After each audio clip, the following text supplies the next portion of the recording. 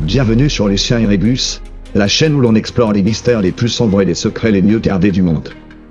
Aujourd'hui, on plonge dans une affaire qui défie la logique, une histoire qui semble tirée d'un film de science-fiction, sauf que celui qui la raconte en a payé le prix fort.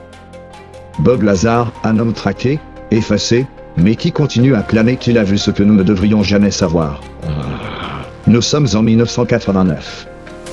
Une chaîne de télévision de Las Vegas, Class TV, diffuse une interview exclusive avec un homme dont le visage est masqué, et qui se fait appeler Denny. Sa voix est modifiée, mais ce qu'il dit glace le sang. Il affirme avoir travaillé sur une technologie extraterrestre dans une base ultra secrète proche de la zone 51. Quelques jours plus tard, il révèle son vrai nom, Bob Lazar. Et ce qu'il décrit dépasse l'entendement. Il parle d'une installation cachée, le site S4, où il aurait été engagé pour étudier et démonter des vaisseaux d'origine non humaine. Selon lui, l'un des appareils qu'il a pu examiner était une soucoupe volante fonctionnelle, capable de défier les lois de la physique telles que nous les connaissons. Mais ce qui terrifie le plus, c'est la manière dont ces engins se déplaceraient. Lazar décrit un système de propulsion basé sur l'antigravité, un concept qui, à l'époque, relevait du pur fantasme. Selon lui, le cœur de ces vaisseaux était un réacteur fonctionnant grâce à une substance inconnue, l'élément 115. Cet élément, dit-il, permettrait de courber l'espace-temps lui-même, créant une distorsion qui rendrait les déplacements quasi instantanés, sans bruit, sans chaleur, sans combustion.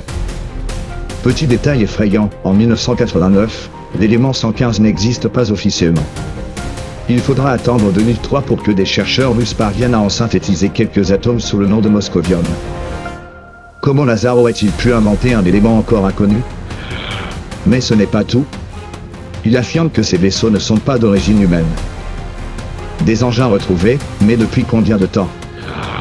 Lazar prétend avoir vu 9 vaisseaux différents entreposés dans le site S4. Des engins d'apparence très variés, comme s'ils venaient d'endroits totalement différents. Et c'est là que ça devient encore plus troublant. D'après lui, les États-Unis n'ont pas capturé ces vaisseaux récemment. Certains auraient été récupérés depuis des décennies, voire même des millénaires. Il suggère que certains de ces appareils ont été trouvés sur des sites archéologiques, enterrés sous terre, comme si quelqu'un ou quelque chose les avait laissés là intentionnellement. Des engins qui dormaient sous nos pieds, depuis combien de temps? Mais ce qui est encore plus terrifiant, c'est ce qui lui est arrivé après ces révélations. Dès qu'il commence à parler, Bob Lazar devient un homme en sursis. Ses diplômes? Disparus.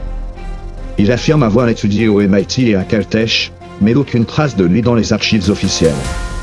Ses anciens collègues? Introuvables. Son passé professionnel à la base militaire de Los Alamos?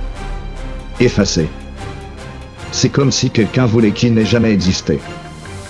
Lazar commence alors à être suivi.